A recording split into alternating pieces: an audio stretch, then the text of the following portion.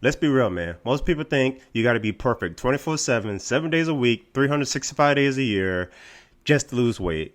No eating out, no fun, just chicken, rice, and broccoli. Well, that's not how I live, and that's not how you should live either. In this video, I'm showing you what I literally eat when I go out. For example, like when I go to Dave & Buster's, I eat fries, honey barbecue chicken, dipped in ranch, and some dessert. Some of it's healthy, some of it's just regular food.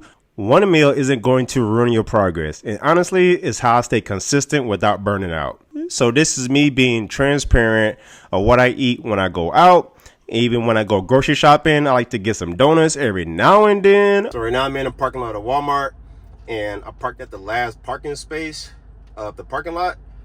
And as you can see, when I pull the camera up to show you, I have to walk this far just to get into Walmart, which is good because it adds steps to my daily count, and I will continue to be active, move, and burn fat. It is that simple.